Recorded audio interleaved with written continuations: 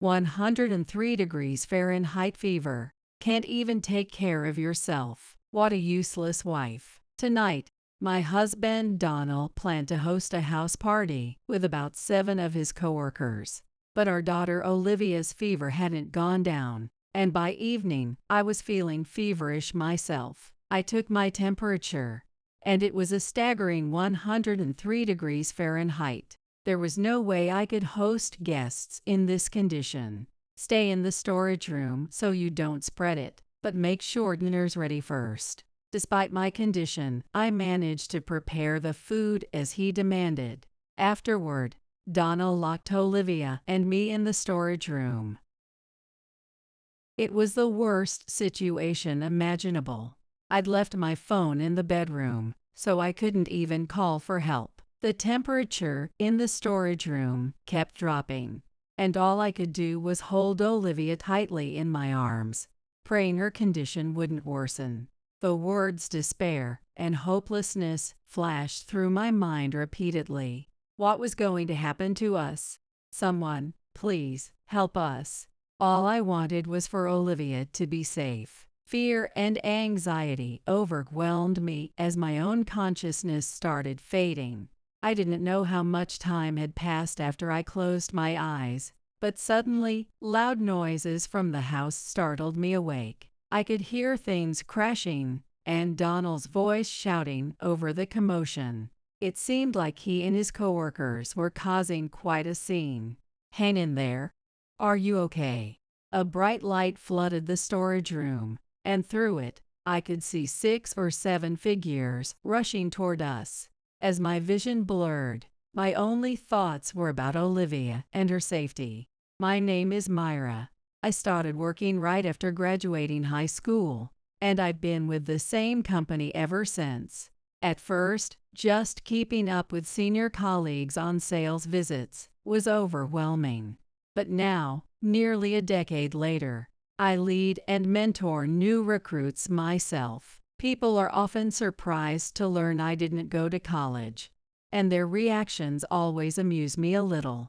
One day, while on my usual sales rounds with a junior colleague, I encountered a man I hadn't seen before at one of our clients' offices. He introduced himself as the new account manager. Nice to meet you. My name is Donnell, and I'll be handling your account from now on. He bowed slightly, then handed me his business card with a confident yet polite smile.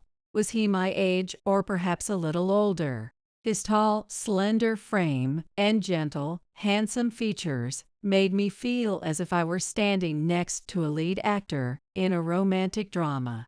Could this be what people mean by love at first sight?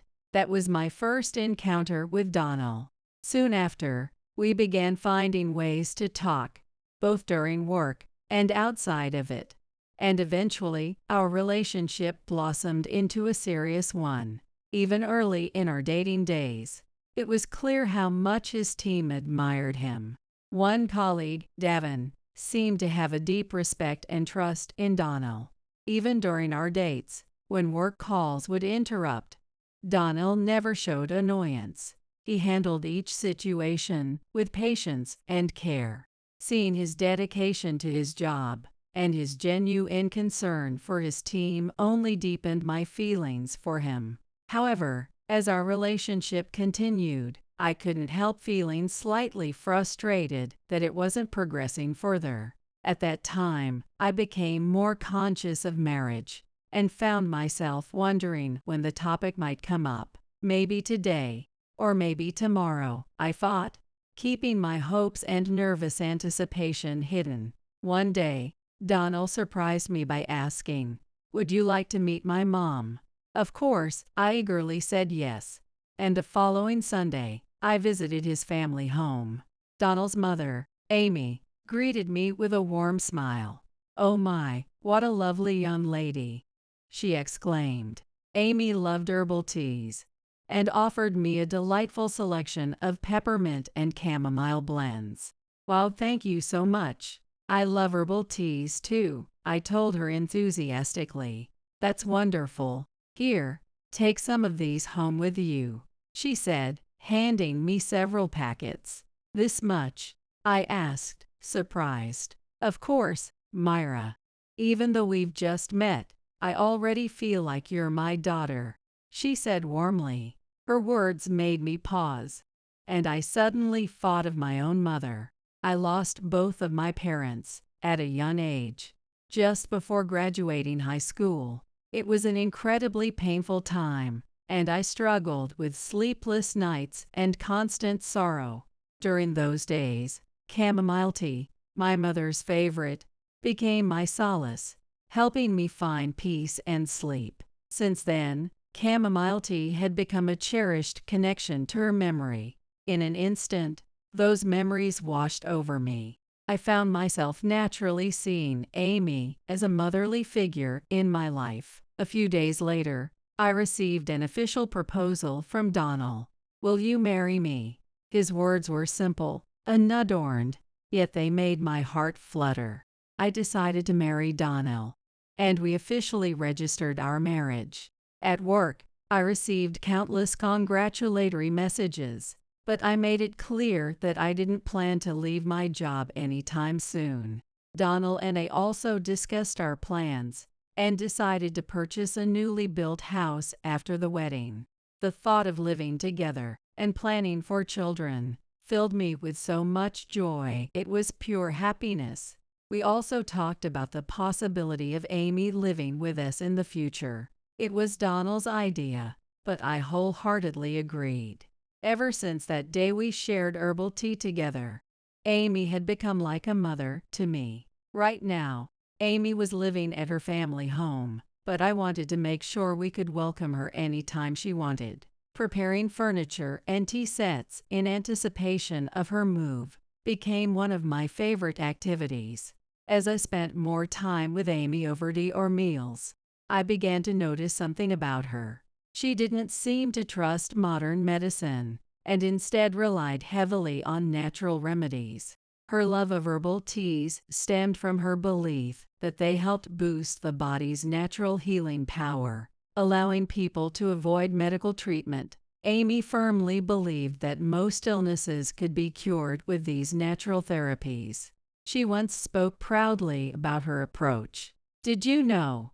I never let Donald get vaccinated, not even once. And look how healthy he turned out." I found it hard to believe. In today's world, where science and medicine have advanced so much, it was surprising to meet someone so skeptical of it all. Donald seemed to have adopted some of her views as well, though his perspective was different. For him, illness was a sign of weakness, something to overcome with sheer willpower. Whenever I mentioned going to the doctor for a minor fever, Donald would furrow his brows and say, "That's just a waste of money. Illness is all in your mind. It's about how you think and handle it," he declared. He even claimed to have cured the flu with sheer determination, though I wasn't entirely convinced. Both of them had unconventional and, frankly, concerning beliefs. Though it made me uneasy, I chose to focus on their positive qualities. After all, everyone has their own way of thinking, and I thought I could adapt to their worldview. I decided to avoid visiting the hospital unless absolutely necessary. However, as days went by, my health began to deteriorate further. "This has never happened to me before," I thought, deeply concerned. Despite my growing worry, I hesitated to seek medical help, fearing how Amy and Donald might react. However, feeling this unwell was starting to affect my work. I decided to leave work early and head to the hospital before taking some time off. To my astonishment, the tests revealed that I was pregnant. Donald and I had been talking about wanting to start a family soon, so I was overjoyed and practically skipped home to share the news. When Donald came home, I told him about the pregnancy, and though surprised, he was thrilled. "I'm so happy. Our family is growing. Myra, please take good care of yourself," he said. "Thank you. I'm planning to let my company know so I can arrange for maternity and parental leave," I replied. Donald showed his concern by helping out a little more with household chores. As I watched my belly grow little by little, I could feel the baby inside me growing steadily, slowly but surely. Finally, I was going to become a mother. The thought filled me with a mix of emotions, half joy and excitement, half worry and anxiety. During the tough days when I struggled with morning sickness, Amy went out of her way to visit me and prepare some pre-made meals for us. "Myra, are you okay? I brought you some herbal tea as well. Let me know if there's anything you need," she said. Her kindness touched me deeply. Thinking about how my late mother would have cared for me in this situation brought tears to my eyes. With such wonderful people in my life, I resolved to have a healthy baby, no matter what. But then, something unexpected happened. At my 30-week checkup, I found out the baby was in a breech position. The doctor reassured me, "Don't worry, we'll monitor it closely," but I couldn't help feeling anxious. What if the baby doesn't turn around? I wondered aloud.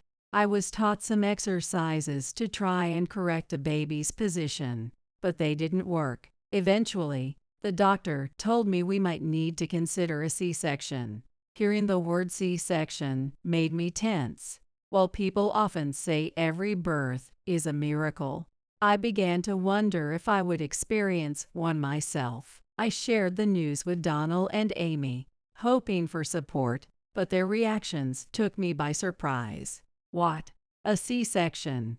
Absolutely not," Amy exclaimed firmly. "Babies should be born naturally. Breech birth is a myth," she insisted. I sighed clearly during the ultrasound. I replied, trying to reason with her, "You just want to take the easy way out. Having a C-section shows a lack of maternal love." Their cruel words hit me like a heavy blow, leaving me stunned and speechless for a while. However, with the help of the midwife, I managed to convince both of them that a C-section was the safest option, even though they reluctantly agreed until the very end. I have no regrets, because the baby born to us was the most beautiful and adorable little girl in the entire world. Thank you, Myra. Thank you so much. When Donald saw our newborn baby, his attitude instantly changed, and he was overjoyed. I was overwhelmed with happiness, both from safely giving birth and seeing Donald so thrilled, and tears streamed down my face. We named our baby girl Olivia. Amy was ecstatic about the arrival of her first grandchild. However, her disapproval of my C-section remained evident, and she still wore a disapproving look. I couldn't help but feel that her attitude toward me had grown colder since the birth. Despite this, I poured all my energy into raising Olivia, determined to do my best. I decided to take maternity leave for a while, planning to return to work once things settled down. My smartphone quickly filled with photos documenting Olivia's growth. Her first time rolling over, her first crawl, her first steps, all milestones that made me realize how she was slowly becoming more independent. The one significant challenge was Amy and Donald's distrust of modern medicine. They were even skeptical about vaccinations and opposed giving them to Olivia. "She doesn't need those. How many times do I have to tell you?"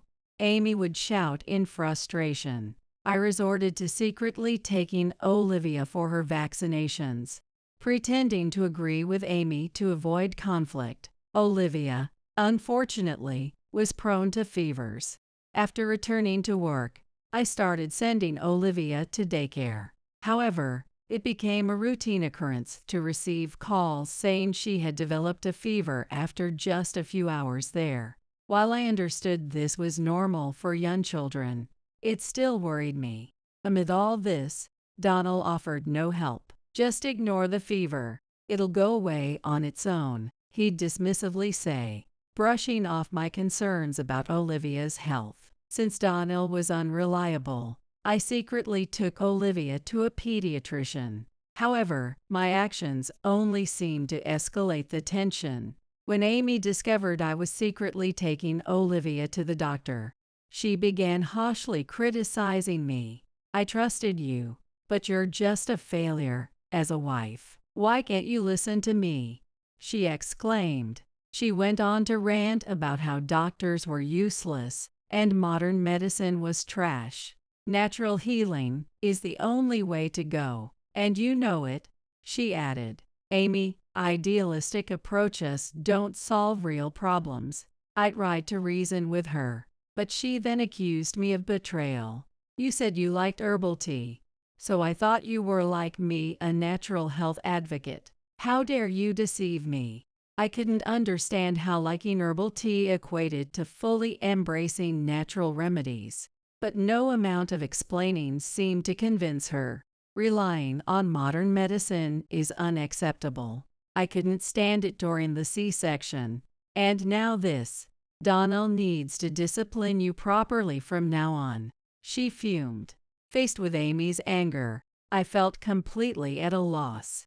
Donnell, siding with Amy, also began criticizing my reliance on medical care. "You run to the doctor for every little thing. Do you know how much money you're wasting?" he accused. "It's not a waste. It's necessary," I shot back. "A child's fever goes away on its own." "Stop being so dramatic," he retorted. "Don't you worry about Olivia at all?" I asked him. When I asked him if he wasn't worried, he gave me a confused look. "You don't need to do anything. Kids grow up on their own, catch colds on their own, and get better on their own." To my shock, Donnell spat out those words as if they were nothing. He went further, disregarding Amy's advice, and started treating both me and Olivia with outright neglect. According to him, Amy had told him, "You need to take charge and discipline properly." But his version of discipline meant dumping all the household chores that we used to share entirely onto me. "You're not pregnant anymore, so there's nothing I need to do. From now on, you handle everything yourself." Donnell's words pierced my heart like thorns, leaving me both hurt and frustrated. I had always believed that marriage was about supporting each other, but this felt beyond unfair. Balancing everything was nearly impossible, especially since I had returned to work. Even little Olivia, despite being only 3 years old, seemed to sense the change in Donnell's behavior. She looked up at me with worried eyes, her tiny face full of concern. I forced a smile and reassured her softly. "It's okay, Olivia. Don't worry, sweetheart. Everything's okay," I repeated, trying to sound convincing. She clung tightly to me, her small arms wrapped around my neck, murmuring "it's okay" like a little mantra. Meanwhile, Donnell had been bad-mouthing me at his workplace, painting me as an incompetent wife. One evening, he came home and said, "Hey, Myra, I was talking about you with some of my coworkers today, and they all agreed you're not cut out to be a wife." His face wasn't angry or irritated. No, it was worse. He wore a smug grin, mocking me with a malicious twinkle in his eyes. "Even Davin said you're not cut out for being a housewife." I told him he was absolutely right. What kind of stories had Donnell been spreading? I was sure he must have twisted the truth, adding exaggerations to make me look bad. The Davin I knew wouldn't say such cruel, condescending things, but that didn't stop the wave of despair from washing over me. The lack of understanding from Donnell and Amy was draining me to my core. Fighting back tears, I held on to a shred of hope, telling myself that this torment would pass. This is just temporary. If I hold on a little longer, things will go back to how they used to be. Clinging to that belief, I endured the constant pain and resentment. On Thursday morning, the air was so cold that it felt like winter was already here. I worried that Olivia might come down with another fever. As if on cue, Donnell suddenly announced, "Oh, by the way, I'm bringing some colleagues over tomorrow night. Make sure everything's ready to host them." "What? Tomorrow? That's way too short notice," I replied, stunned. "It's been planned for a while," he said, smirking with his usual malice. "I have my job. And I'm taking care of Olivia, too. I can't handle hosting on top of everything else," I protested. "La la la. I can't hear you. I don't want to hear your excuses." Donald covered his ears with his hands and deliberately shouted over me. He told me to prepare everything for tomorrow, and then left without another word. His actions left me feeling sad. No, perhaps sadness wasn't even the right word to describe it. I swallowed the pain in my heart and pushed through the day, juggling work, grocery shopping, and taking Olivia to and from her activities. That evening, as I prepared food for Donald's guests, I heard Olivia's faint voice calling me. I turned to find her slumped on the couch, her flushed face a clear sign that she wasn't well. Placing a hand on her forehead, I realized she had a fever. Donald, sitting just a few feet away, didn't even glance at her. He was engrossed in a game on his phone. How could he ignore his own daughter like this? The anger rising within me was almost uncontrollable. When I suggested taking Olivia to the night clinic, he exploded. "Stop being so dramatic," he shouted. "And you, ignoring your daughter to stare at your phone all night. How could you?" I shouted back, my voice shaking with rage. The argument escalated into a full-blown shouting match. The next morning, ignoring Donald's protests, I took Olivia to the doctor. Olivia's fever wouldn't break, and by the evening, I was feeling feverish too. By then, both Olivia and I were down with fevers of 102 degrees Fahrenheit. Hosting guests was out of the question. I texted Donald, asking him to postpone the gathering. His reply was heartless. "If you're contagious, stay in the shed. Just make sure the food is ready." I was stunned, treated like a servant in my own home. "What?" I replied. I couldn't even remember.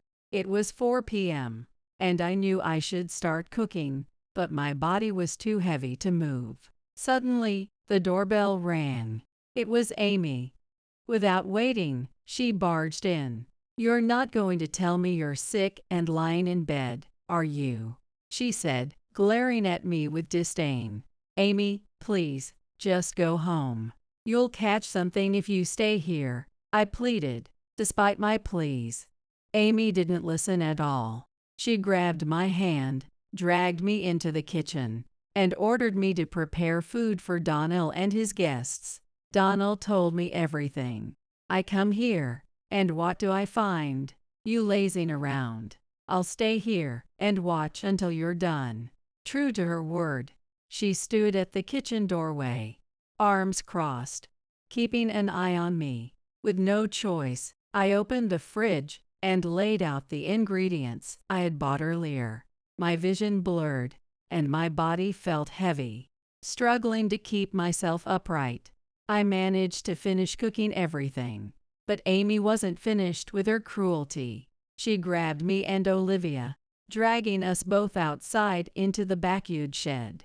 She shoved us inside with such force that we both stumbled. There was a dull thud, followed by Olivia's crying.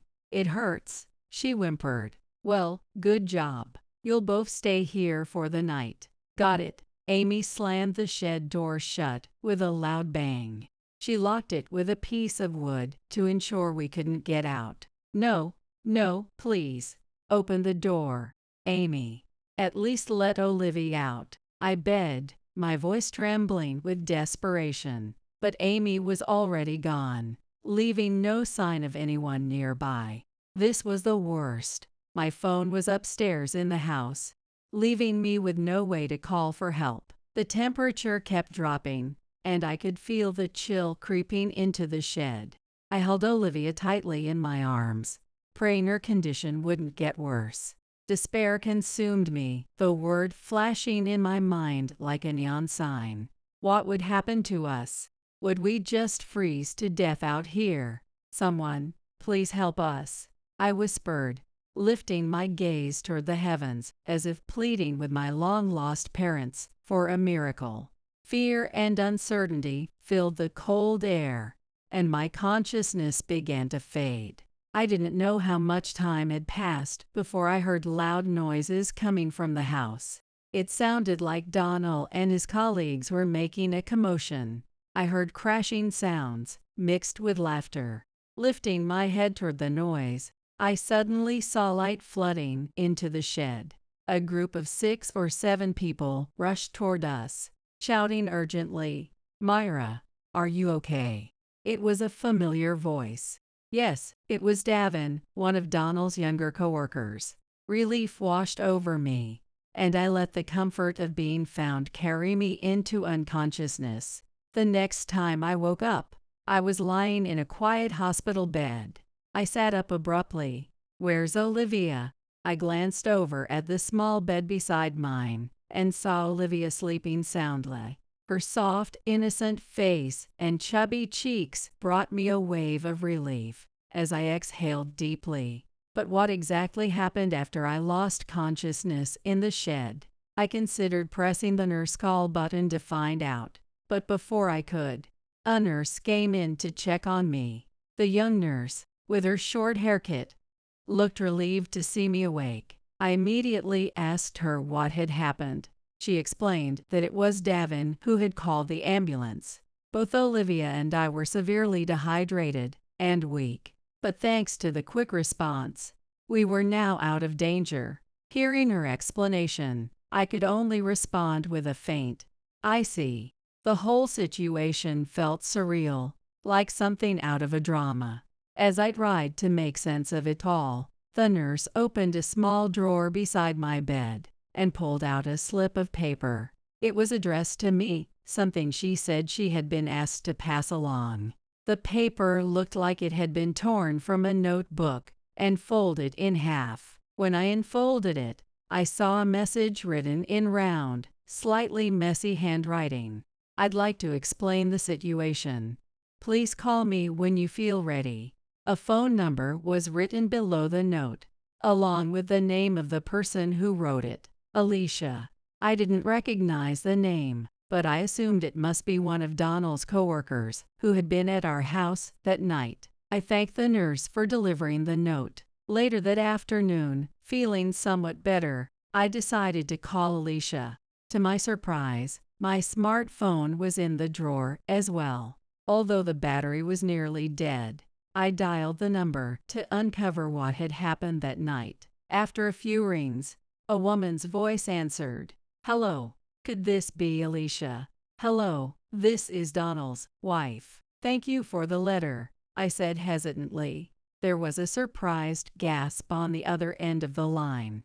"Oh, you're my senior's wife. Are you feeling better? And your daughter?" Her voice was cheerful and sweet, and she expressed genuine concern for both Olivia and me. I assured her that we were doing much better and thanked her for helping us. "I'm so glad to hear that. I was worried about you both," she said, her voice filled with relief. She introduced herself as Alicia, confirming that she had written the note and was one of Donald's subordinates. "About that night," I began, "I'd like to know what happened." "Of course. Well, here's the thing," she replied. What she told me was something I hadn't imagined. It was about the day they visited my house just yesterday. There were about 7 of us, including Davin, who were invited to your house by our senior, Alicia began. Of course, we hesitated to accept the invitation. Apparently, Alicia referred to Donnell as her senior. She explained that they were aware there was a small child in the house and initially tried to decline the invitation. However, Donald persuaded his subordinates and forcibly brought them to the house. The word coerce caught my attention, leaving me uneasy. What was Donald's real intention? "This is just my guess," Alicia admitted, "but I think he planned to humiliate you in front of everyone." "What?" I asked, stunned. He often made disparaging remarks about you in casual conversations. That struck a chord. I remembered him sharing something personal about me with his coworkers before, leading Davin to comment on my suitability as a wife. Something about them saying I wasn't fit to be a wife. I murmured, "What? No one said anything like that." Alicia replied firmly. "He said something about me not being cut out for being a housewife." "That's a complete misunderstanding. Everyone was actually sympathetic towards you, Myra." I stared at her, wide-eyed. So what Donald had said was either a lie or an exaggeration of something his subordinates had mentioned. Our senior, he has a bit of a tendency for emotional manipulation. She and all the other subordinates had felt that way while listening to Donald's stories. However, they hadn't been able to speak up against their boss, especially about something as serious as emotional manipulation. They were troubled by the way Donald belittled and disrespected both me and Olivia. And then that night, they were forcibly invited to our house. The house, strangely quiet, was filled only with alcohol and food, which struck them as odd. There was no wife, no sounds of a child. Even if the child is prone to fever, it was eerily quiet. No sounds at all. It felt like they had stepped into a horror movie scene. As the night wore on and empty cans of alcohol piled up, Donald became more talkative. That's when Davin casually asked, "Is Myra and the child out today?" Donald, in his drunken state, began talking freely. "Out? No, those two are in the shed." "What?" Myra claimed she had a 103 degrees Fahrenheit fever and tried to get out of housework, so I locked them both in the shed. He started laughing loudly as he said it. The others in the room went pale and didn't laugh at all. "The shock hit me like a ton of bricks," Alicia said. "So what happened next?" I swallowed hard. Alicia continued the story. She and the other 6 rushed to the shed in the yard. Seeing this, Donald tried to block their way, shouting, "Don't go, stop." But with the odds 7-1, Donald couldn't stop them. 2 of them, former judo and karate members, grappled with Donald while the others went outside. It was already dark, and they couldn't see very well, but with the help of phone lights, they found the shed. Donald was still yelling in the living room, but he was being restrained by the 2 former judo and karate members. While Donald kept resisting, a nearby bear statue fell and hit him on the head. Ah, damn it. The sound I had heard from the shed, the crashing and shouting, was from that moment. Davin and Alicia, along with the others, rushed to the shed and removed the makeshift barricade. "Are you okay?" Davin called out, and then he opened the shed door. After that, Davin called an ambulance, and I stayed to tend to you and your daughter. The rest of the team cleaned up the house and even found my phone in the bedroom, bringing it to me. "Sorry for going into your bedroom without asking." "No, honestly, it was a great team effort." After leaving Donald, still shouting, they all went home. "Myra, I'm sorry, but everyone said they lost respect for our boss. This would be reported to their superior after the break," Alicia said. "Given the chaos and the fight, it was understandable. I'm so sorry for the trouble. My husband is truly." When I apologized, Alicia quickly reassured me, saying, "No, not at all. I'm just glad you and your child are okay.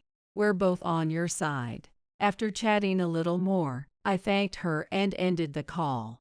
At that moment, I made a decision. The next day, Olivia and I were discharged, and I took action. When I got home, just as Alicia had said, the living room was spotless. The bear statue that had fallen on Donald's head was neatly placed on the table. Donald, who would usually be lying on the couch, was nowhere to be found. I searched for him and found him groaning in the bedroom. It seemed that he had caught the same fever that Olivia and I had. "Ah, is that you, Myra?" When he noticed me standing at the doorway, he slowly sat up. His face was flushed, and his eyes were glazed over, clearly unwell. "Hey, I've got a fever. Take me to the hospital. And please take care of me." I sighed in disbelief. "What are you saying? You said going to the hospital is a waste of money, right? You always say a cold just gets better on its own, right?" The giant boomerang came back, and he quickly started denying it. "What are you talking about? There's no way that's true. I'm the one suffering, and you're just going to leave me like this. You've been dumping everything on me and Olivia this whole time." He had belittled me endlessly before, and now he wanted me to take care of him. What nerve did he have? The anger boiling inside me was beyond anything I had ever felt before. With my fury rising, I no longer felt any sympathy for him. There was no point in trying to reason with him or listening to his one-sided behavior anymore. I took a deep breath and said, "I'm divorcing you. I've realized I can't live with you anymore." "What?" he shouted in disbelief. "Don't joke around. I'm the one who supported you all this time. There's no way you can raise Olivia on her own." "Well, sorry to disappoint you, but my income is actually higher than yours." Donald stared at me, wide-eyed, mouth agape. "I'll handle the divorce through a lawyer, and I'll be requesting child support for Olivia, so be ready for that." I had no intention of talking to him further. I turned on my heel and walked out of the room. I could hear him yelling and screaming behind me, but I ignored it and closed the bedroom door. I quickly packed a few things and called Amy.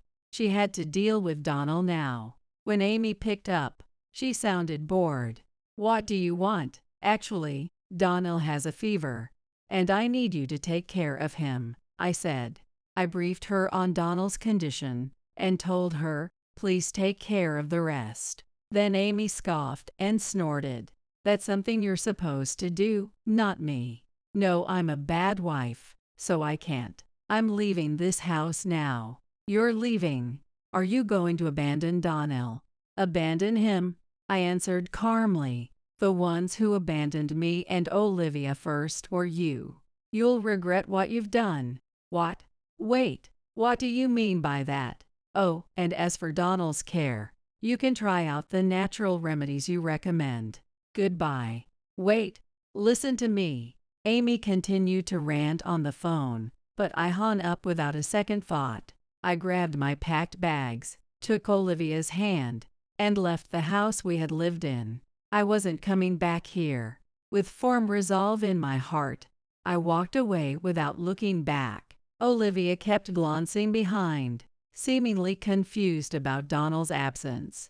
Just a few days ago, I never would have imagined I'd be leaving him. But when I realized that there were people close to us who would go as far as threatening mine and Olivia's lives, I knew then that even if it meant becoming a single mother, I had to distance myself from them. I was a mother, and I had to protect Olivia. I immediately arranged for a weekly apartment and moved in. I placed my things in the new apartment, grabbed a quick meal, and went outside. A cold breeze lightly brushed my cheek, signaling the arrival of winter. While eating at a nearby diner, I couldn't help but think of Donald. By now, he was probably waiting in the big house for me or Amy to come back. Just before leaving, I had placed a sports drink by his bedside. It was the least I could do, a small token of compassion. I whispered to myself, "I'll never go back to him, not even if the world turns upside down." The next day, I dropped Olivia off at daycare and went to work, as if nothing had changed. A few days later, I was shocked to receive multiple calls and messages from Donald. Though I felt a sense of relief now that I was free from him, I decided to return the call. When I answered, Donald's voice was full of regret and frustration. "You made me take time off work. You need to take responsibility.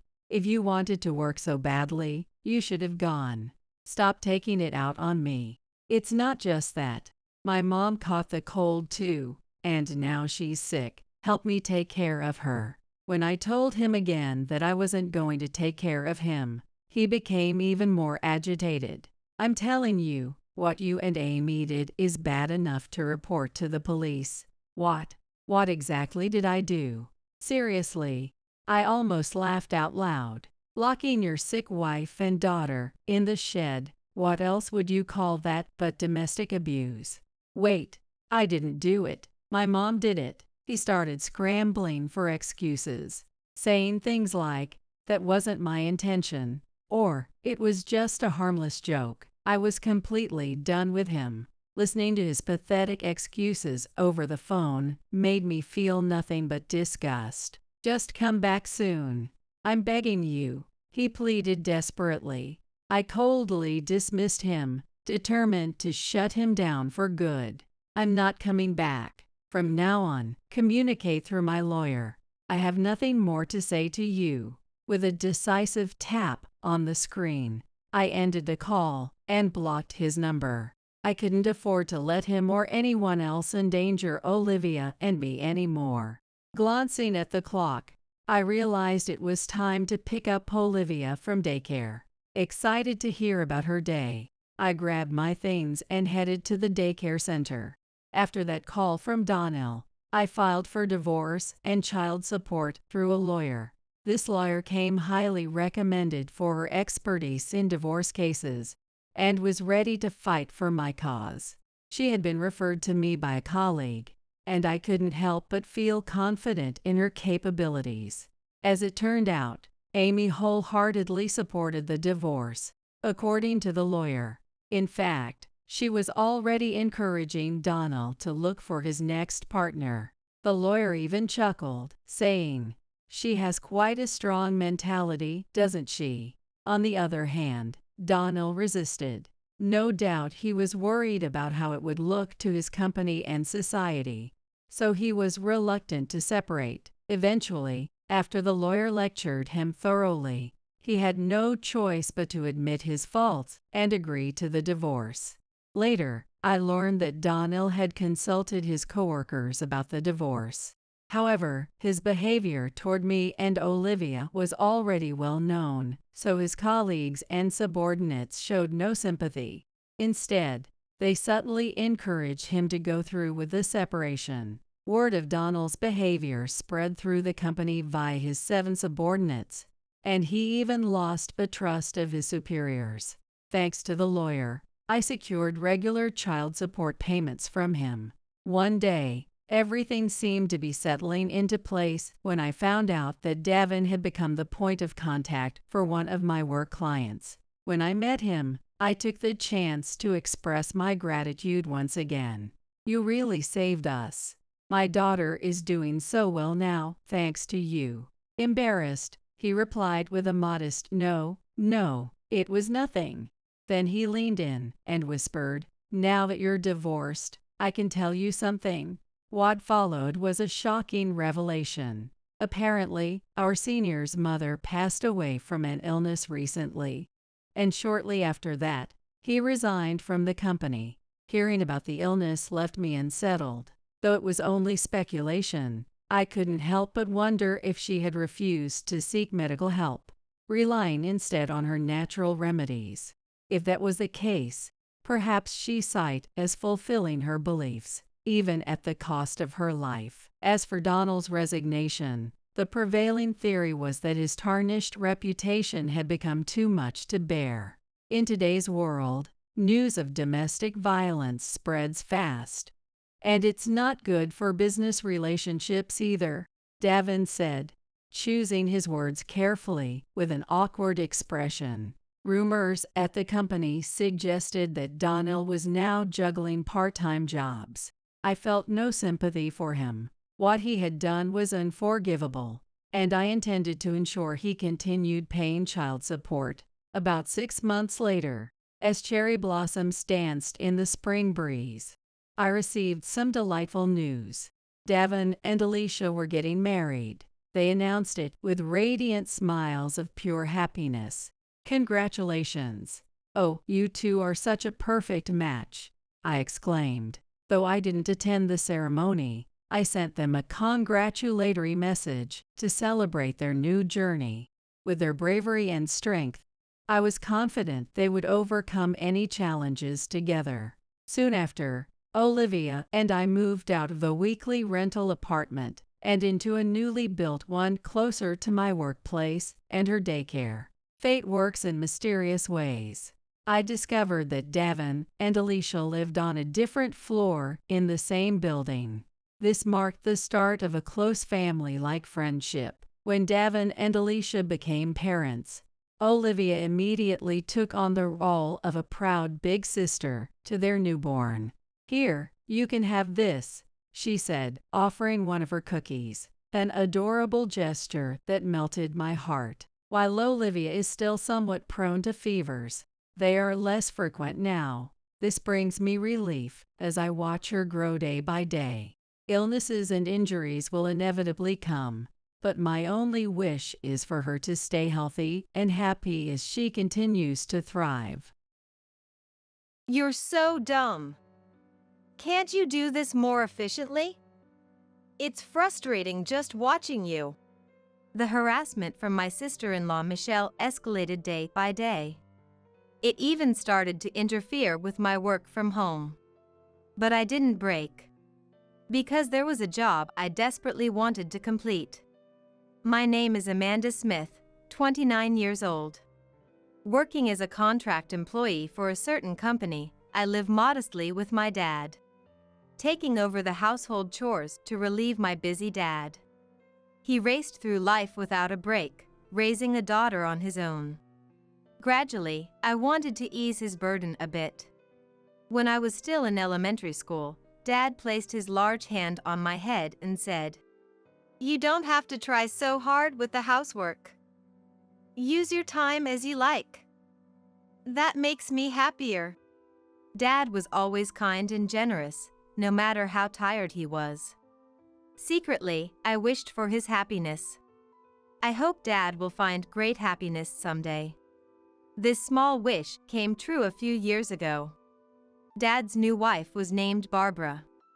Barbara, with her daughter Michelle, moved into the house where Dad and I lived. Barbara was honest and kind-hearted, a wonderful woman. In contrast, her daughter Michelle was prideful and cunning. It didn't take long for Michelle, initially quiet and reserved, to show her true colors. That day, as usual, I prepared lunch for Dad and sent him off to work. Barbara was away on a business trip since yesterday. Michelle, a college student, should have had lectures today. I decided to prepare her lunch before she woke up. Even with 4 in the family, I still managed all the household chores. Working from home, I had some flexibility. And I didn't mind cleaning or cooking. It was a nice break from work, refreshing my mind. Barbara, now my stepmother, said, "I feel bad having you do everything." But I assured her I enjoyed it. By the time I set breakfast for Michelle and me on the table, I heard her coming down the stairs. Groggy, Michelle entered the living room, and I greeted her. "Good morning. Breakfast is ready. Your lunch is on the table too, feel free to take it." Michelle paused and said, "I'm not going to college today." "Huh? But your calendar said you had lectures." "They were rescheduled later." I updated the calendar. "Didn't you see it?" "Ah, sorry. Haven't checked yet." In our house, where lifestyles greatly differ, we decided to write down schedules on a shared calendar. I'm still not used to this new habit and sometimes forget to check. Michelle sighed heavily and muttered, "You're really clumsy," before returning to her room. I didn't take her words too seriously, assuming she was just cranky from waking up. 2 weeks passed since then. After days of relentless rain, it finally cleared up on a sunny Saturday morning. Feeling refreshed, I was hanging laundry when I sensed Michelle, who had slept in, getting up. But something was noisy. She rushed from the bathroom to the upstairs, then hurried back down, looking around the living room. "Hey, where's my skirt?" Michelle's demanding tone was suddenly directed at me. "Skirt? If you mean the one in the laundry basket yesterday, I'm about to hang it." "No. The one I asked you to wash separately 2 days ago. I told you at dinner, remember?" "Oh, that one. It had a small tear, so I decided to mend it before washing separately. I finished mending it last night and it's in the washer now." "What? Didn't you listen to me? I said I needed it washed early because I'm wearing it today. Are you even listening?" I was at a loss for words. Indeed, she had asked to wash that long skirt separately. But I wasn't informed she needed it today. I recalled our conversation from 2 nights ago. "I want to wear it next Saturday, so please wash it by then." "Next, as in next week?" Yeah. Don't make me repeat myself." Michelle ended the conversation abruptly, playing with her phone. That's when the misunderstanding occurred. And it was Michelle who hadn't listened properly. Though I had no reason to be blamed, I didn't want to argue and said, "Sorry. I misunderstood the date." But Michelle, standing before me, glared with a disdainful look. "Think an apology solves everything? This is why I hate dumb people. Having a high school graduate sister, it's just unbearable. Can't even manage household stuff properly." Michelle attends an elite university, known nationwide. Our worlds are different. Yet, I had hoped we'd get along, now that we were family.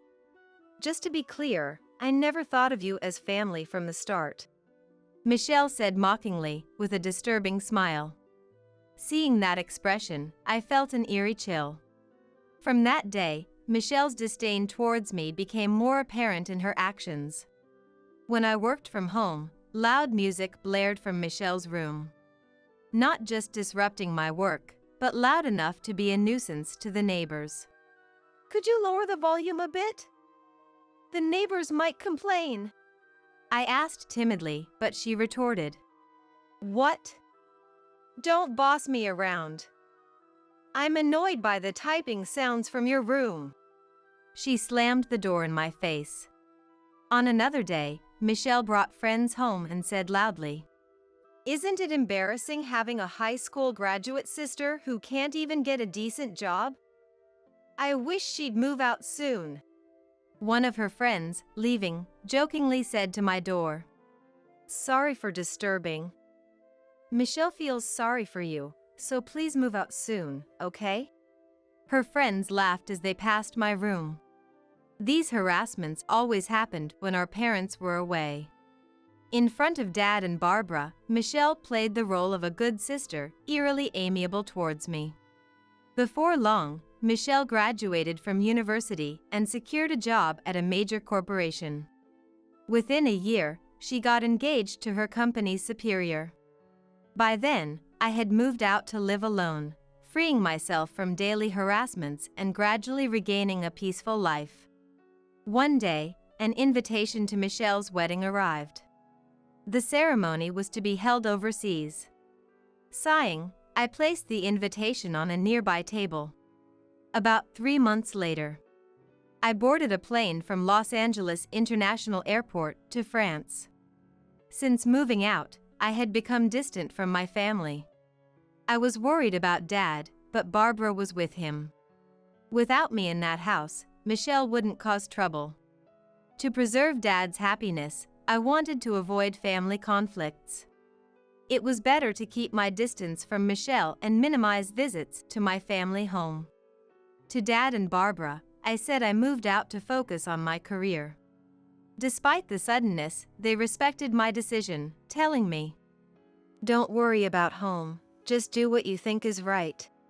Yes, you should pursue what you want. It's a once-in-a-lifetime chance," they said with a smile.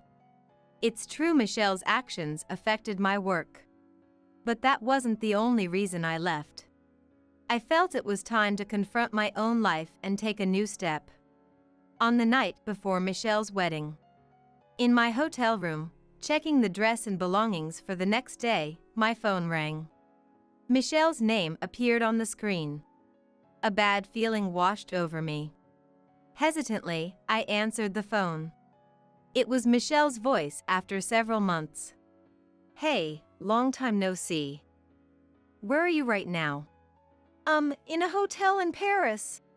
There was a brief pause in the conversation. Then, laughter erupted from the other end. "Really went, huh? Are you stupid? How crazy can you be?" "What do you mean?" "The overseas wedding was a lie. Fooled you as expected. I'll send the real invitation later, okay? By the way, if you don't show up, I'll ruin something very dear to you." The call ended there. I sat weakly on the bed. Michelle had played a cruel trick on me. And she might be planning another scheme. Additionally, Michelle said. Moreover, she threatened to ruin what's most important to me if I didn't attend. Such an act could harm not just me but Dad and Barbara as well. Michelle could easily do something like that. The peace I had regained seemed to crumble in my mind. As long as Michelle and I are family, this situation will continue. I have no choice but to meekly follow Michelle's actions. Always. Then my thoughts abruptly stopped.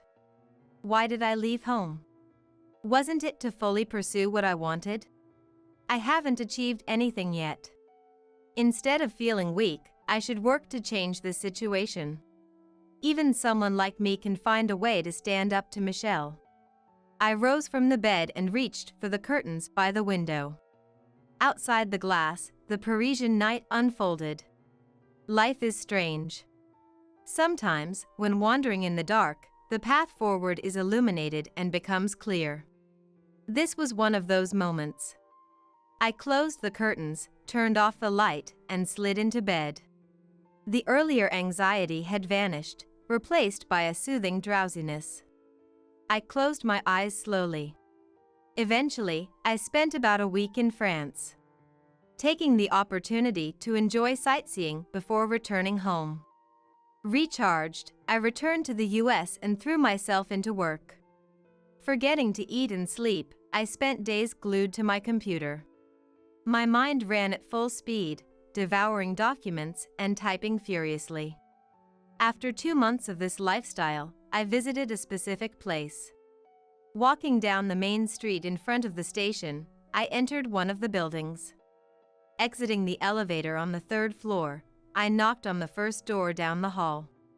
A soft female voice invited me in from inside. In my tote bag was a thick file at home. Inside was a large amount of copy paper that I had printed out at home. I intended to hand these to someone. As I touched the doorknob, a wave of nervousness made my fingers tremble. It's okay. I've done everything I could. Now, it was up to fate. I calmed myself down and quietly stepped into the room. On the day of Michelle's wedding, I had called the venue to inform them of my absence. Michelle probably thought I underestimated her, that high school graduate fool. Prideful Michelle, always needing to feel superior. But now I understood. Michelle lacked something vital. Something I possessed, but she did not. A knock on the dressing room door, and a man peeked in. "Excuse me, it's almost time. Are you ready?" "Yes, I'm ready. I'll be right out." I picked up a Western book from beside me and left the room. At the same time, Michelle's wedding reception was underway. Stephen, her husband, was the son of a corporate president. Among the guests were some notable figures, and Michelle was inwardly proud. While everyone enjoyed the grand food and friends' performances, a man discreetly approached Stephen. After whispering something, Stephen said to Michelle, "Amanda isn't coming today. She appeared on TV, did you know? Michelle was taken aback, clueless. Looking towards the guests, she noticed some commotion among Stephen's invitees. It was also streamed online, seems to be quite a topic. A colleague from Michelle's company, nearby, was heard speaking on her phone. I've read this book too. Just released last month and already going for a reprint. It's a foreign sci-fi novel. The author passed away long ago. But it turns out it's written by a globally renowned scientist, someone started saying online. Another colleague at the same table mentioned. That's the one that's been trending on social media recently, right? It's got futuristic, predictive scenes, and a friend told me it's interesting. A translator named Amanda Smith. She was on a show today at noon. Amanda Smith, isn't that Michelle Zasayel's name? Hearing this, Michelle immediately opened her mobile phone. A search on her timeline brought up my name. The top article read, Historic Scientist's Posthumous Work Discovered? Interview with translator Amanda Smith on her encounter with the book. The wedding venue was already buzzing with this news. Amid the commotion, the ceremony soon concluded. After changing in the dressing room, Michelle stepped into the hallway to see her parents and Stephen. Along with Stephen's parents, in a tense atmosphere. Such an embarrassment, being the subject of harassment. We were clueless, and now we don't even know how to respond to inquiries from acquaintances, said Daniel, Stephen's father and the head of a major corporation, in a stern tone. I've dined with Michelle numerous times, but she never once mentioned her Asiel, Amanda. Are they on bad terms? I value family bonds, you know. I was lenient because Stephen seemed smitten, but I hear some women at the company don't think highly of Michelle. Do you think I know nothing? Finally, Daniel added. You better make this right. Call Amanda immediately, arrange for me to meet her directly. If you can't reach Amanda, consider this marriage null and void. Undoing a marriage was easy for someone like Daniel. If the marriage were called off after such a grand ceremony, it would severely tarnish Michelle's reputation. She'd be too embarrassed to face her colleagues. And her friends would surely ridicule her. Michelle, pale-faced, frantically pulled out her mobile phone. First call. No answer from Amanda. Second call. Only the hollow ring. Fifth call. The number you are trying to reach is not answering. An automated voice responded. Maybe she's blocked you. Her father suggested. No way. Amanda must just be busy. Michelle defended. Skipping a wedding on the day itself is not normal, unless there's an accident or illness. Especially for family.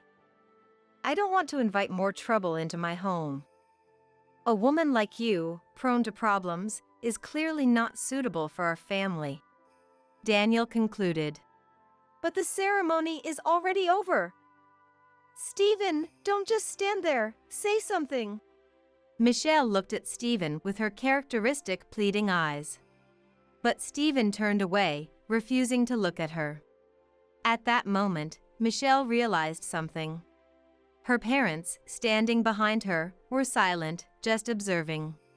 They could have defended their daughter but hadn't said a word. Mom, it's not my fault, right? Tell them it's not my fault. Barbara smiled ruefully and said, Actually, I got a call from Amanda yesterday. She said she couldn't make it to the wedding for some reasons. It's a long story, but you'll understand soon. It might be inconvenient for both of you, but she asked for forgiveness just this once. It's a big moment in her life. That's what Amanda said. What do you mean? You knew about today? You knew and didn't tell me. Yes, exactly. If I had told you, you would have interfered, right? After all the trouble you've caused Amanda, you never learn. Really, you're impossible. I've failed as a mother. Michelle listened with a defiant expression. We thought if you experienced some hardship, you'd understand.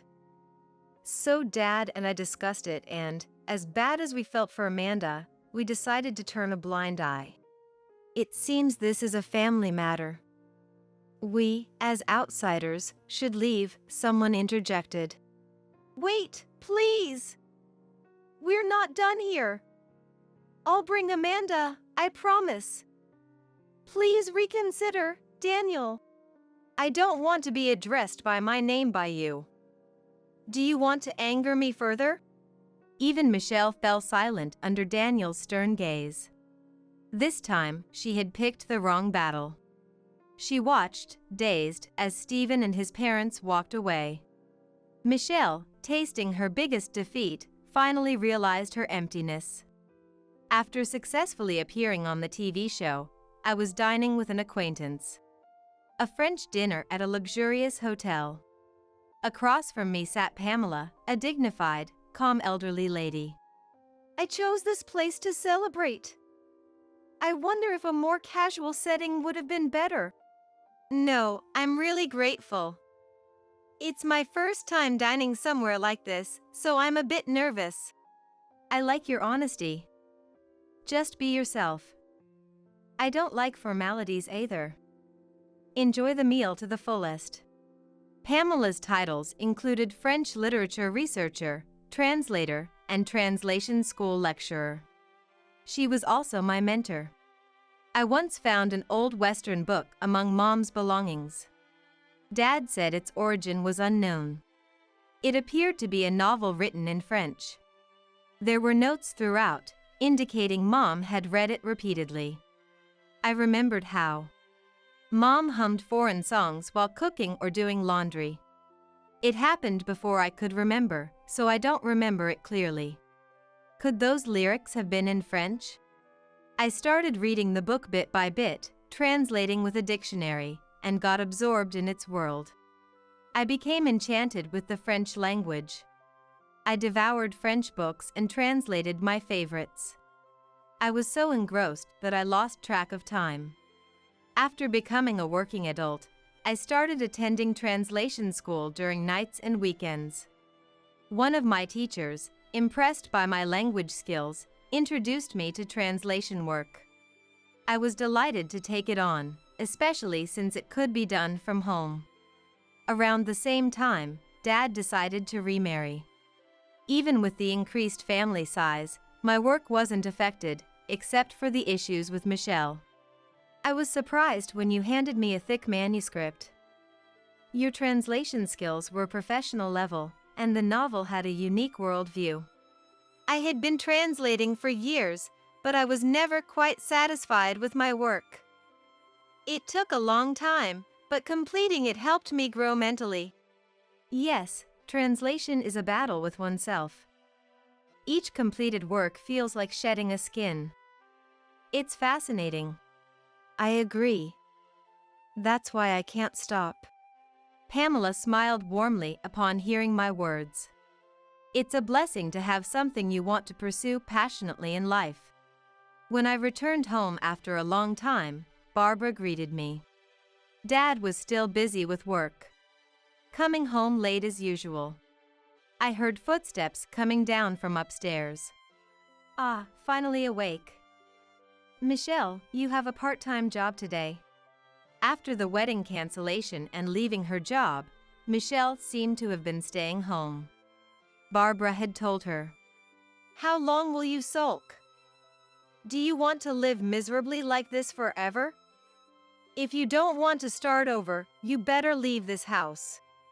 Worried about being kicked out, Michelle reluctantly started looking for part-time work and settled on a grocery store clerk position. As Michelle passed by the living room, she glanced at me awkwardly and hurried out the door. Amanda, you're going overseas for work, right? You said something about a potential contract with a new author. Yes, it looks like it's going to be finalized. but they want to meet in person. That's great. I'm relieved to hear your translation work is going well. Take care, and I'm looking forward to the souvenirs. Barbara's innocent smile made me smile too. Continuing to do what I love is enough for me. I thought it was that simple. My ability to become a translator was because I maintained a pure heart. It's a gift from Mom in heaven. A talent to enjoy life to the fullest. On my way back from my parents' house, I passed by a dogwood tree. Stopping to look, I saw many buds waiting to bloom. Surely, I'm just getting started too. Blooming one flower at a time, I'll continue on my path. As the gentle spring breeze blew, I started walking again. This is the divorce paperwork. My new wife will take care of everything from now on. My husband, Christopher, handed me the papers with a smug smile, completely oblivious to the gravity of his words. The moment I saw his expression, I felt an icy chill spread through my chest. I took a deep breath, absorbing his words calmly, and responded with a smile. Well then, good luck with 24-hour caregiving, nighttime bathroom trips, preparing every meal. It's all yours now. If your new wife can handle it all, I'm sure you'll be just fine. I didn't miss the brief flicker of doubt that crossed his face. That's right, he didn't understand. He had no idea how grueling it was going to be. My name is Mia. I've been married to my husband Christopher for 25 years. Our 2 children are now adults, living independent lives. After they moved out, it was just him and me again, returning to a quiet life together. At first, there were no major problems. We enjoyed peaceful days, spending time together. I balanced my job and the household chores, keeping myself busy and fulfilled. On weekends, we'd go out together or meet up with friends, often enjoying social gatherings with other couples. I felt content with our marriage. If I had any complaints, they were so minor I hardly noticed them. But everything changed when my mother-in-law, Rebecca, suddenly collapsed. Rebecca, being elderly, had been slowly losing strength, something we were all vaguely aware of. Still, she had been managing her daily life without much assistance. Neither we or Rebecca herself could have imagined how drastically things were about to change. It happened one ordinary day. Rebecca suddenly collapsed in her living room. We rushed to call an ambulance, and at the hospital, she was diagnosed with a stroke. It left one side of her body paralyzed. From that moment on, our lives turned upside down. At first, Rebecca was determined to work through her rehabilitation, and I was committed to supporting her as much as I could. She couldn't do most things on her own anymore, so I had to step in to help her with nearly everything. Rebecca, always so considerate, would apologize often. "I'm sorry for the trouble, and thank you so much," she'd say with a look of deep gratitude. Seeing her in that state only strengthened my resolve. After all, she had been such a tremendous help to me, especially when my children were young. "Rebecca, how was therapy today?" "It didn't go well. My right hand just wouldn't move at all." "I'm so sorry, Mia. I hate that I've become like this. I really am sorry." "Please don't say that. You're working hard to get better, and that's what matters. Let's take it slow and keep going. Don't push yourself too hard, it's okay." At first, she would smile and say, "I'll do my best." But as time went on, her expressions darkened, and her enthusiasm for therapy waned. Her frustration with her immobility and the guilt of being a burden began to show in her words. "Do I even deserve to be alive anymore? I'm just causing trouble for everyone." "That's not true, Rebecca. I'm happy to be here with you. Let's keep working together." And I truly meant it. It was painful to see her struggling and fighting this illness, but supporting her felt like an important role for me. However, the reality was much harsher than I had imagined. On top of caring for Rebecca, I had to handle all the household chores and prepare every meal by myself. The hardest part was the constant vigilance helping her to the bathroom at night, adjusting her sleeping position, always being on alert for her needs. Even though I had resolved to support Rebecca, I felt my spirit beginning to break. Rebecca, please don't hesitate to call me if you need anything. I'll always help you. I'm so sorry, Mia. I hate putting you through this again and again. I just feel so useless. Every time she said that, it broke my heart. But even I had limits. From morning until night, I never had a moment to rest. Gradually, I felt both physically and mentally exhausted. At work, I struggled to stay awake, constantly worrying about how to manage this overwhelming situation. Meanwhile, Christopher started coming home late more often. Christopher, you've been getting home late lately. I know work is probably hectic, but can you spare a little thought for Rebecca? I know, but the project at work is really demanding right now. I'm able to focus on it because you're doing such a great job taking care of her. I trust you with it. His words made my frustration boil over. He had no idea how tired I was or how much effort I was putting into caregiving and running the household. I was working too. Feeling isolated, I continued to take care of Rebecca every day.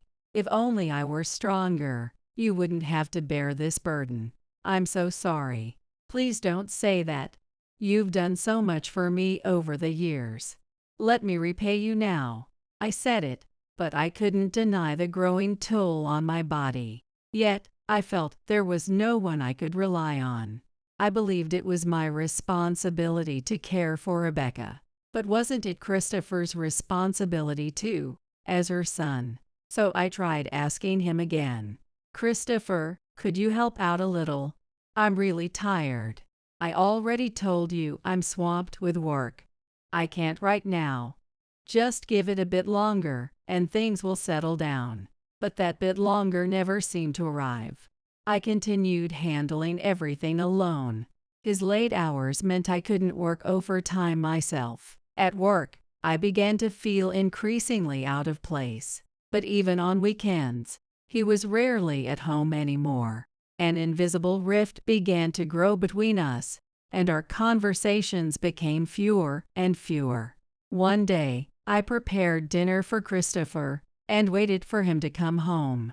When he finally arrived, he looked at the food on the table and said, "I don't want it. I already ate."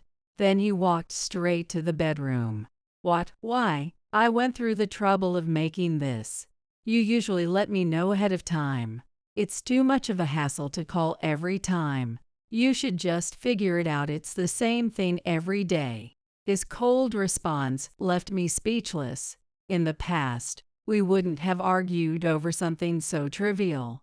I tried to convince myself that Christopher must be exhausted, but deep down, I felt something inside me breaking. At night, I often woke up unable to sleep, and I found myself staring at his face as he slept. When did we become so distant? That thought lingered in my mind, but no answers came. Feeling the icy chill of our strained relationship, I continued my days consumed by Rebecca's caregiving.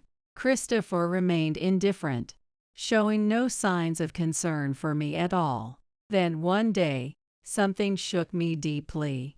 While lying on the couch, trying to relax, I absent-mindedly scrolled through social media. By chance, I stumbled upon Christopher's account. I hesitated, feeling like I shouldn't look, but curiosity got the better of me. Lately, his behavior had been weighing on my mind. His account was filled with posts about work and daily life, but what caught my attention was the comment section. There, among the usual replies, stood out frequent comments from someone named Emily. Christopher's responses to her were unusually friendly, almost intimate. They talked about lunches and dinners, and their words made it clear that they enjoyed spending time together. Yesterday's lunch was so much fun.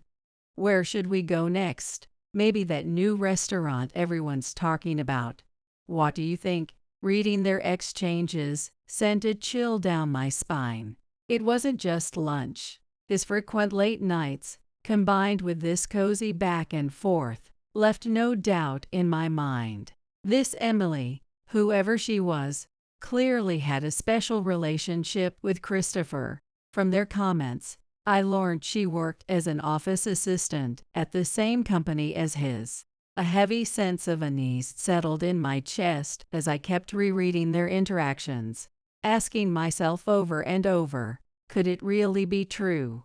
But as I reflected on my own exhaustion both physically and mentally from taking care of Rebecca, the evidence before me was undeniable.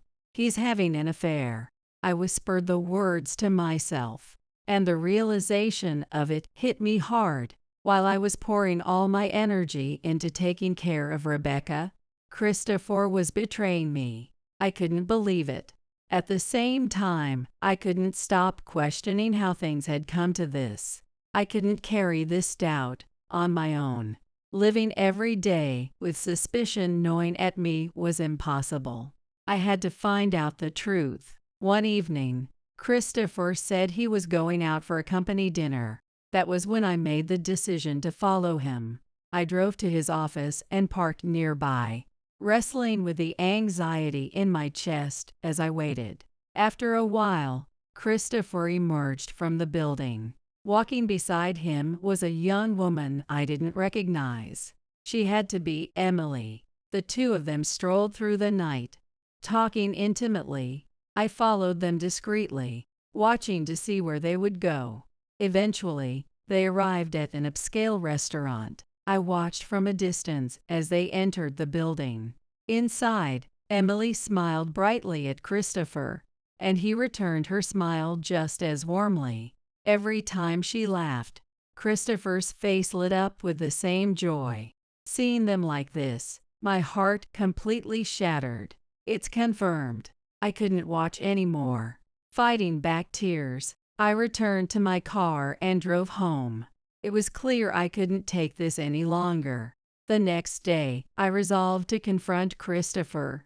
When he got home, I calmly spoke to him in the living room. Christopher, you've been coming home late a lot recently.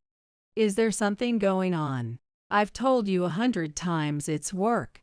Stop being so pushy. Christopher's cold response showed that he thought I hadn't figured anything out. Is that all?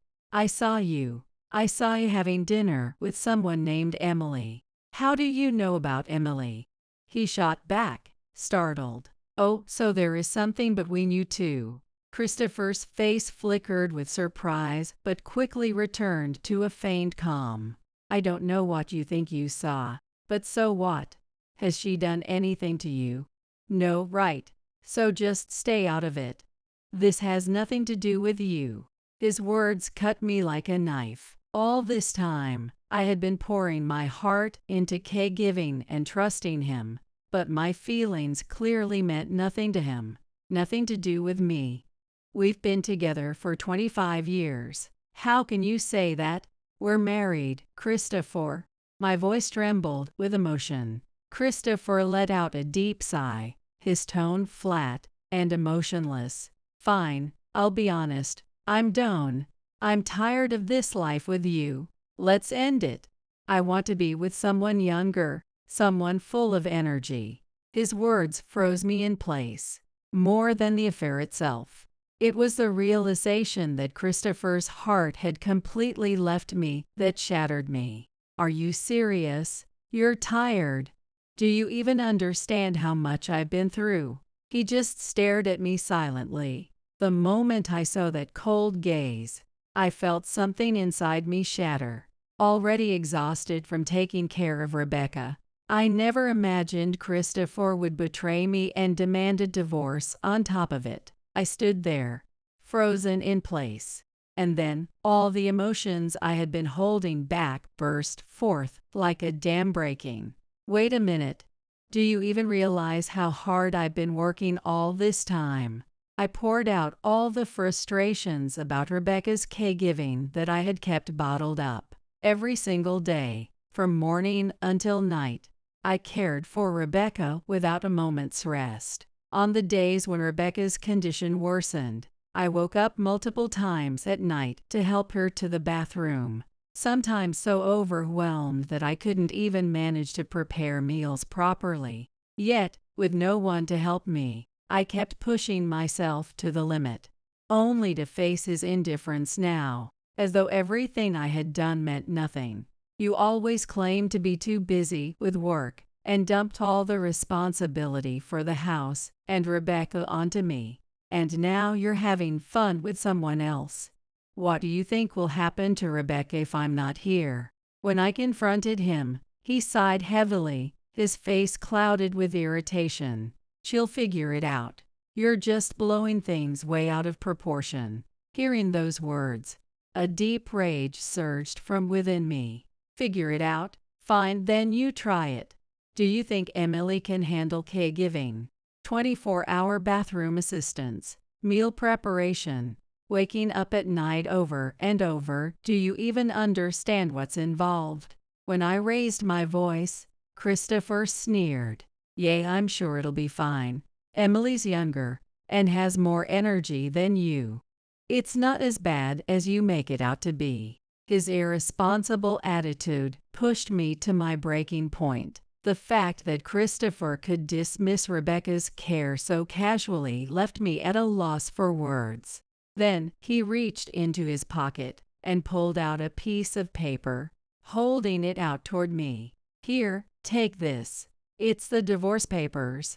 This should settle everything. What? Settle everything? What are you even talking about? I'm saying, Emily can take care of Rebecca. You can just leave now. Goodbye. At that moment, I made a decision calmly and quietly, without any anger. Fine, then she can take over the 24-hour caregiving. Good luck. When I said that, Christopher's expression faltered for a split second. It was clear from his face that he had no real understanding of what caring for Rebecca entailed. He tried to laugh it off, brushing my words aside. Yeah, I get it. Once Emily starts, she'll see for herself. You've just been making this all about you. I wasn't surprised by his words anymore. Honestly, I didn't care about Christopher or Emily anymore. Rebecca wouldn't suffer under inadequate care. To ensure that, I began calmly and methodically explaining the caregiving process in detail. Rebecca needs help going to the bathroom multiple times at night. Someone has to be there every single time. During the day, she sleeps most of the time, but at meal times, she needs full assistance. She can't shower on her own, so you'll have to hold her steady while washing her body. I outlined every detail of the care required. Preparing meals takes time, and you have to make sure she doesn't choke because she has trouble swallowing. Showering means supporting her weight carefully, and drying her hair afterward is part of the job too.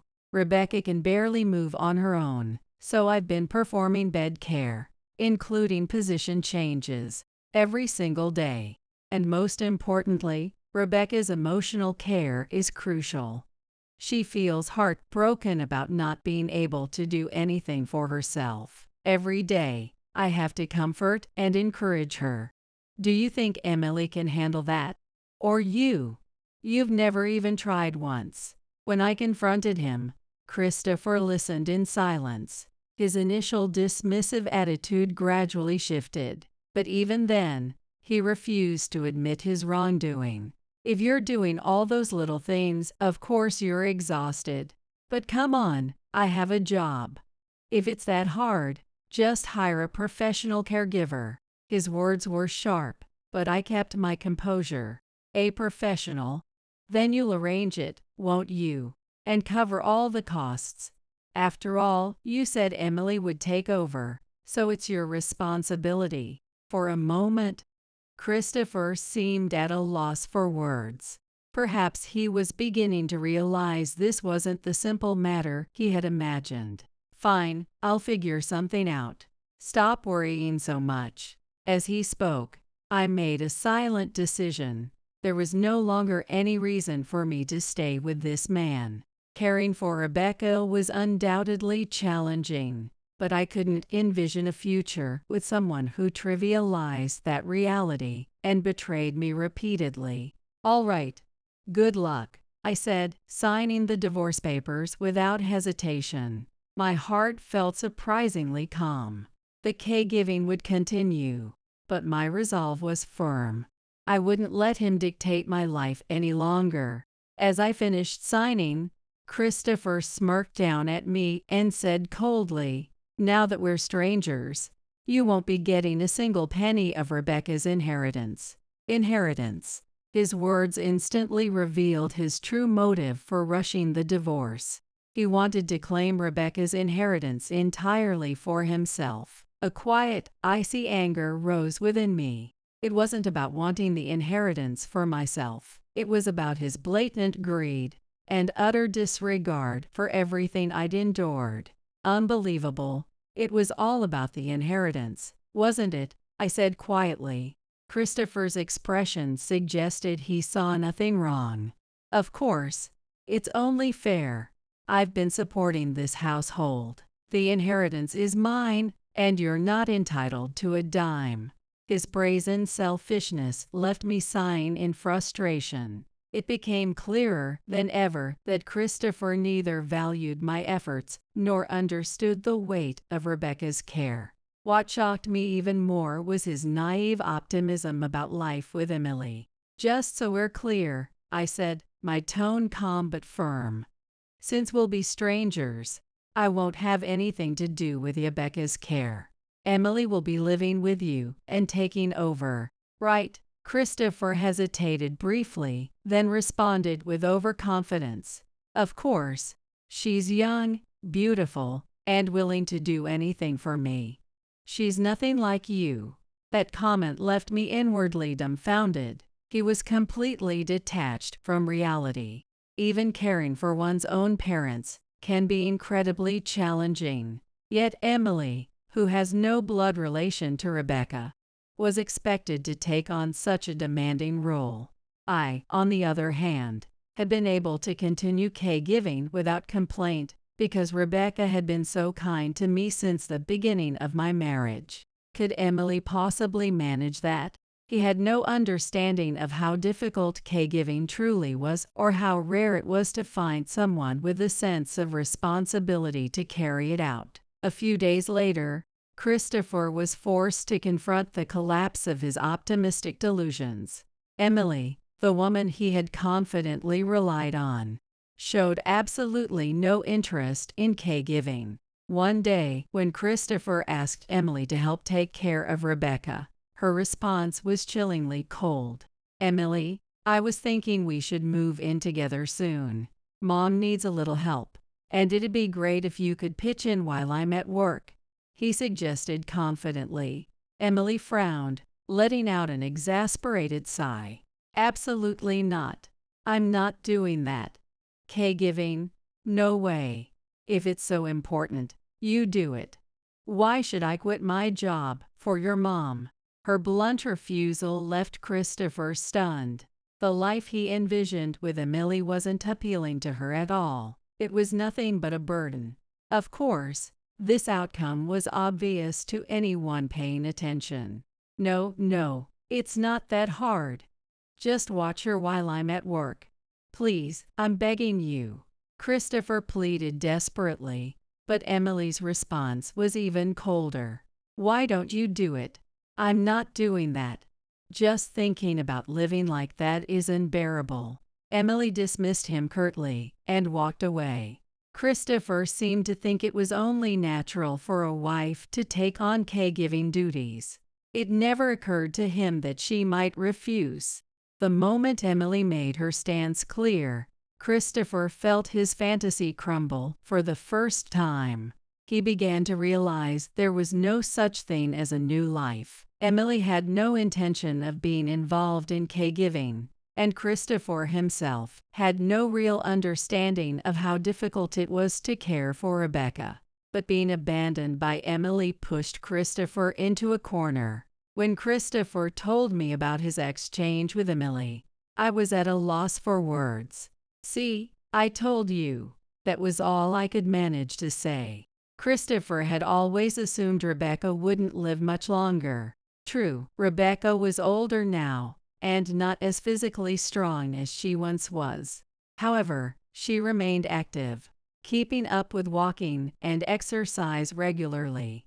While her physical mobility was limited, her mental faculties were completely intact. I knew Rebecca's strength and resilience, even at her advanced age. Yet Christopher, consumed by his assumptions, believed caregiving would soon end, and he rushed to claim the inheritance to start his new life. His plan shattered instantly when Emily left him. One day, Christopher called me. His voice was filled with panic and confusion. "Mia, please, I can't handle Mom's caregiving on my own. You have to help me. I'm really struggling here." Hearing those words, I couldn't help but laugh. As soon as he faced the reality of caregiving himself, he came running back to me for help. But seeing him like this left my heart completely cold. "You said you'd figure it out yourself. And aren't we strangers now? Why don't you ask Emily for help?" I replied calmly. And on the other end of the line, Christopher fell silent for a moment. "I told you, Emily left. And we never got married, so she's not my wife. Come on, don't be so cold. I have no one else to turn to. As my ex-wife, I'm begging you. Please help me." Christopher was desperate, but I felt nothing. Remembering how he had cornered, betrayed, and selfishly lived his life, I realized there was no room for sympathy. "Excuse me, I thought this is what you wanted. You said you'd manage, so why are you saying this now?" I said coldly, and hung up the phone. It was truly over. No matter how much he regretted it, there was no going back. I calmly considered my next move. With the divorce finalized, I had the right to demand alimony and compensation from Christopher and Emily in court. After all, I had taken on Rebecca's caregiving for years while Christopher belittled my efforts and betrayed me. It was only fitting that he face the consequences. I approached both of them with a calm determination, intent on claiming what was rightfully mine. However, Emily reportedly presented Christopher with an unexpected condition. "If you pay my settlement, I might consider getting back together with you." Hearing that, I couldn't help but laugh inwardly. Of course, she was only after his money, and Christopher, terrified of being alone, would undoubtedly agree to such terms. Sure enough, after pretending to think it over, Christopher reluctantly accepted Emily's proposal. "Fine, I'll pay. It's better than being alone." The moment he said those words, I was certain of his downfall. Christopher had no means to pay Emily's settlement, yet, unable to face the fear of being alone, he eventually resorted to consumer finance. A few days later, I saw him entering a consumer finance office from a distance. It was clear that he was getting himself into a situation far beyond his control. But this was the path he had chosen. I had no intention of getting involved anymore. Not long after, his life began to fall apart rapidly. First, his attempts to arrange caregiving services failed. With so many elderly people in need, all the nearby facilities were full. Rebecca had been participating in rehabilitation, which meant her caregiving level wasn't high. It was impossible for her to be admitted to a facility immediately. "Why is this taking so long? Isn't she supposed to be admitted right away?" He couldn't hide his frustration. as he complained over the phone to the service coordinator. However, no matter how much he pushed, reality remained unchanged. The caregiving system doesn't move on impatience alone. The service coordinator carefully explained Rebecca's care level requirements, but he didn't understand any of it. What does that even mean? Just hurry it up already. He reluctantly hung up the phone, his shoulders slumping as he let out a deep sigh. I heard all of this from Rebecca. Christopher had been venting his frustrations to her about his failed attempts to arrange care. Thinking about how she must have felt, hearing from her son that there was no place for her made a complicated wave of emotions rise within me. Christopher ate cold meals alone at home. With me gone, he had to handle all the housework and caregiving on his own. For a brief moment, imagining his situation made me feel pity for him, but that feeling disappeared as quickly as it came. How did it come to this? The words he muttered sounded hollow and empty. To make matters worse, his work life was spiraling downward as well. Lacking focus, he repeatedly made mistakes, causing his reputation at work to plummet. He was harshly reprimanded by his boss, and his coworkers began to treat him coldly.